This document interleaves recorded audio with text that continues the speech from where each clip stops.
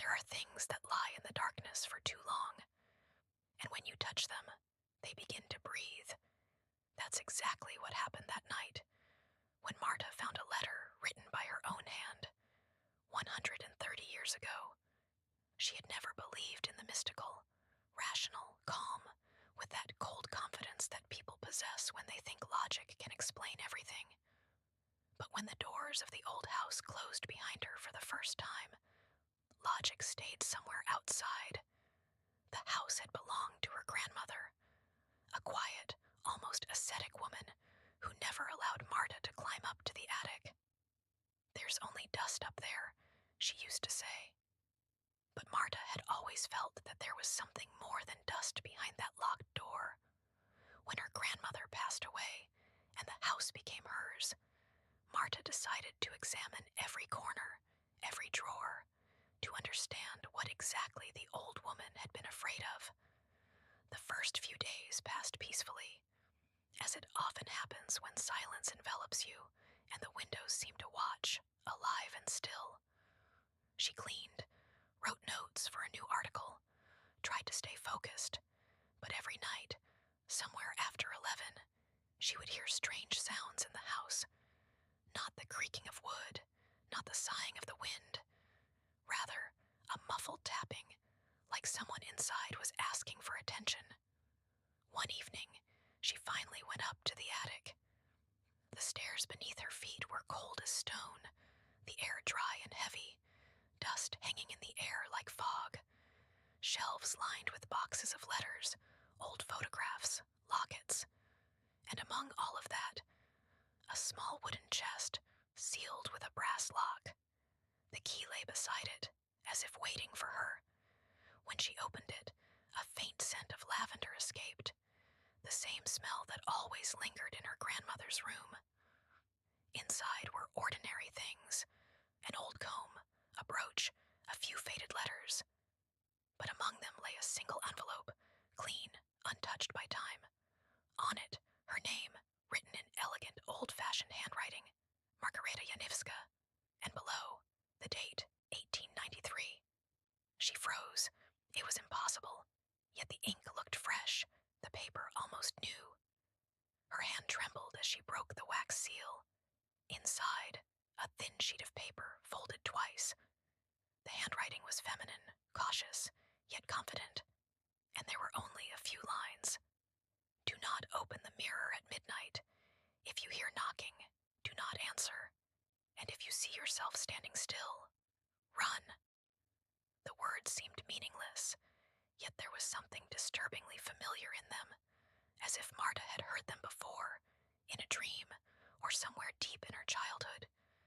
She read them again and again, feeling a chill crawl down her spine. Open the mirror, she thought.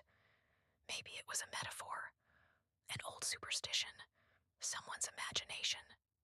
But her gaze drifted, almost involuntarily, toward the large mirror in the living room. Her grandmother had always kept it covered with a heavy cloth, as if afraid it might see something it shouldn't. "Don't touch it," she used to say. "That's not your mirror, child." Marta went downstairs, moved the armchair aside, and hesitated for a moment before pulling off the cover. The glass seemed deeper than it should be, not just a surface, but black water.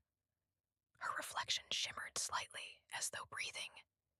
Something dark flickered behind her shoulder, but when she turned sharply, nothing was there. She forced herself to laugh. "It's just a shadow, a street light, my imagination." She turned off the light, went to the kitchen, made herself tea. But even from there, from another room, she could feel it. The mirror was watching her, as if someone stood on the other side, listening to each of her steps. Night came suddenly. Rain lashed the windows, wind swayed the branches, and the house seemed to sigh. Marta sat in bed, the letter lying on her nightstand. She wanted to read it again, but something deep within whispered, "Don't." The clock showed 11:57, 3 minutes until midnight, and that's when she heard the first knock. dull even, 3 times. Not from the door, not from the window, from the living room. Her heart tightened, her body froze. The second knock, louder. The third, closer. She felt the chill run down her back. Rising to her feet, she stepped into the hallway. The lamplight flickered, as though reluctant to guide her forward. The living room met her with silence, but a silence so thick it felt alive. On the floor, a glimmer, the mirror. And deep within its surface, something was slowly moving. She came closer. Her reflection stood motionless.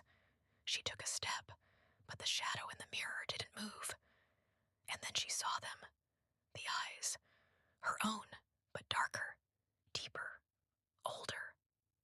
The reflection tilted its head slightly, as if studying her. And at that exact moment, the light went out.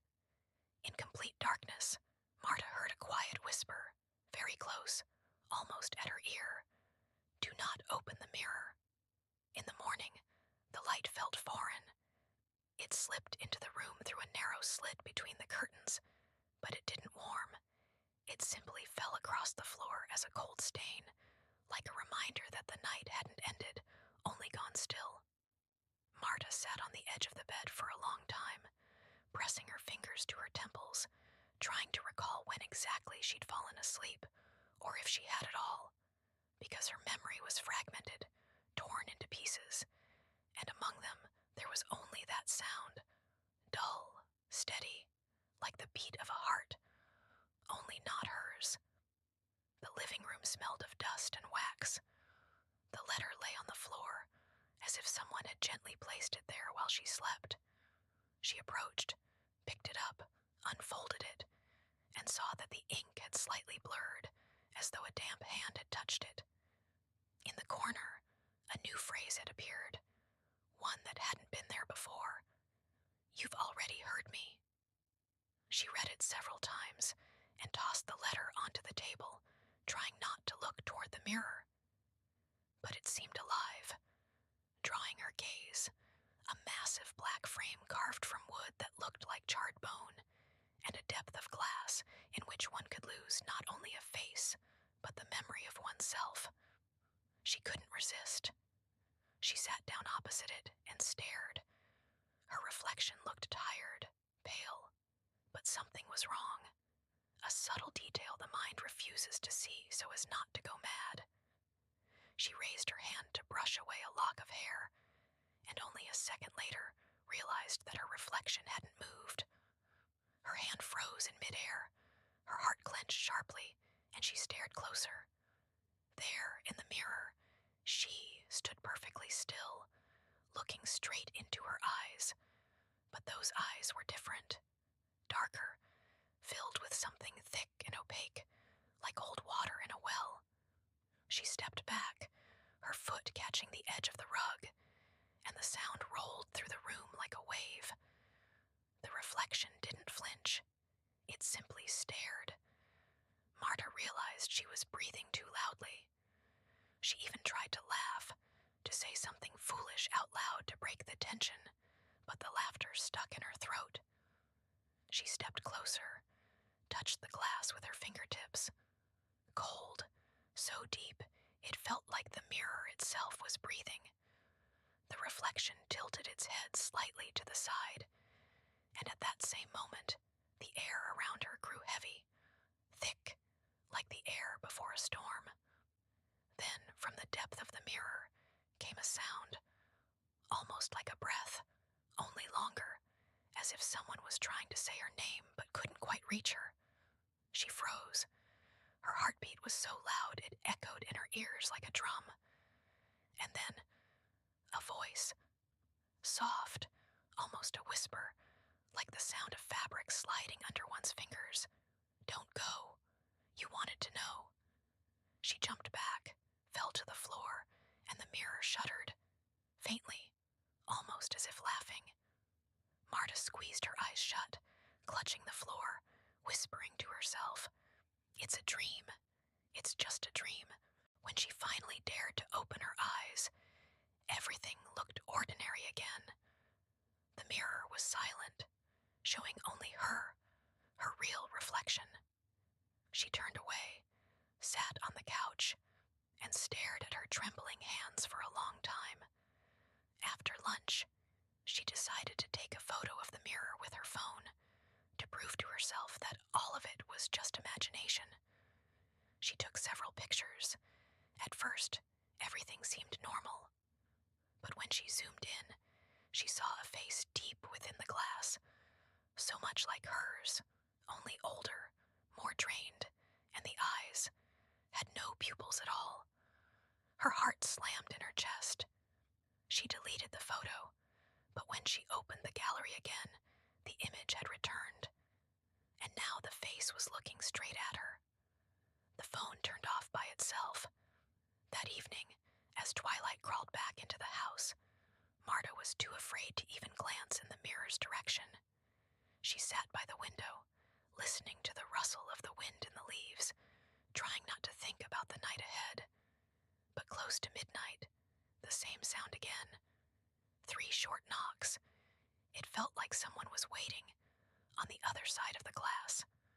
Her whole body tensed, her hands went cold, and then a thought flashed through her mind. What if I open it? What if I let it speak? She walked slowly, barefoot, step by step, until her reflection filled the mirror from edge to edge. The eyes gleamed, but they weren't hers. They were foreign, deep, empty. She lifted her hand, and the reflection did the same, but with a delay, just a fraction of a second. That delay was worse than any scream in a horror film, because it meant only one thing. Someone else was there. Marta touched the glass. This time, it was warm. Something stirred beneath her fingers. From the depths of the mirror, a shadow began to rise, slowly, like smoke, taking on a human shape. And then she saw it, her own face. A perfect copy, but without color, without life, like a photograph erased of everything but the shadows. She stepped back, and the mirrored figure stepped forward. When only a thin layer of glass separated them, the other Marta placed her hand from the inside exactly where Marta's palm rested. Marta felt warmth, real human warmth. It seemed to her that the glass gave way, that if she pressed just a little harder, she would feel that hand for real. And then, from deep within, a single word emerged, clear, distinct, exchange. The light went out. The mirror turned to black water, and from that water, her own gaze rose again, but now from the other side. She only had time to scream, short, soundless, as the cry drowned in the glass. A sheet of paper fluttered to the floor, and in fresh, glistening ink, a new line appeared. Do not open the mirror at midnight. She woke up in a silence that felt unnatural, as if the house itself had stopped breathing. And the first thing she noticed was the smell of old wood, wax and cold, wrapping around everything like a memory that refuses to fade. The air was thick, opaque, and even the light filtering through the curtains looked different. Not bright, but muffled, as though it had passed through deep water. Marta sat for a long while, not immediately understanding where she was. The same walls, the same wallpaper, even the teacup on the table was exactly where she'd left it the night before. Yet something was wrong. Everything looked too perfect, too still, too balanced, as if painted. She stepped closer to the mirror. At first, she felt a wave of relief. Her reflection was familiar. The same hair, the same eyes, the same trembling fingers. But then, as though something inside her perception shifted, she realized it wasn't a mirror, it was a window. On the other side of the glass stood another room, identical to hers, a copy of her home, only a little darker, like a shadow of the one she was standing in. And there, in the distance, stood her, the other Marta, staring straight at her. The one who had come out of the mirror that night, the one one now living her life. Marta watched as the other her moved around the room, adjusted her hair, brewed coffee, smiled at her reflection, like an ordinary woman beginning an ordinary day. Her movements were graceful, calm, confident. But when she leaned closer to the mirror, her smile stretched too wide, and in her eyes there was a gleam that no longer belonged to anything human. Marta tried to scream, to knock, to hit the glass with her fists, but no sound came out. It was as if the air inside her space had thickened into something like gel, swallowing every breath, every movement. She struck the mirror again and again, but each time she felt only a faint vibration, like the ripple of water after a stone is thrown. On the other side, the other Marta lifted her head, and for a brief moment, their eyes met. The silence filled with a deep hum, like the echo of her own heartbeat. Then, the other placed her hand against the glass, and Marta, almost unconsciously, did the same. The warmth that spread through her palm was unbearable, not human, thick like blood, and the chill that followed crawled up her spine. And then, from deep within, came a whisper, familiar, quiet, her own voice, distorted, as though carried through water. "I kept a place for you." Marta stepped back, but behind her there was nothing, only emptiness. She realized she couldn't move further away, because there was no space to move to. Behind her, the end, the edge of this existence. No floor, no air. The only thing that existed was the mirror, and she was inside it. Time thickened. Hours disappeared. She tried to count her heartbeats, to measure the minutes, but her heart didn't beat. It made no sound. She stood there, watching as another woman, wearing her body, lived her life, walking in the yard, speaking on the phone, gazing at the same house. And only sometimes, as she passed by the mirror, her eyes would linger for a moment on its surface, and Marta would see a flicker in them, brief but sharp, like the flash of a knife. Sometimes, in the dimness, Marta saw other faces behind her, faint, translucent, like the shadows of those who had once touched this mirror too. They didn't speak, they only stared. Each wore the same expression, a blend of fear and surrender, the look of someone who had already understood that there was no way out. She tried to close her eyes, but even then she could still see the glass, her own face, and the shadows standing beside her. One day, the other brought a sheet of paper and laid it before the mirror. Marta read the words written upon it. "Now it's your turn to warn the next one." And she understood. The cycle hadn't ended. Someone had once warned her. Now she must do the same. She thought of the woman who had written the very first letter back in 1893. Her trembling hands, the desperation in her ink, the unbearable pain of writing a warning you know no one will heed. And now, when night falls, when the lights go out in the world beyond the glass, Marta stands before it and waits. Her eyes, two dark stains in the cold depth. She no longer feels fear, only calm, bitter and quiet, like cooled ash. And when somewhere, far away, in some new house, someone reaches out and touches an old mirror, she feels the movement, the tremor, the touch, and whispers softly through the depths of the glass, "Do not open the mirror at midnight." Not if it's already too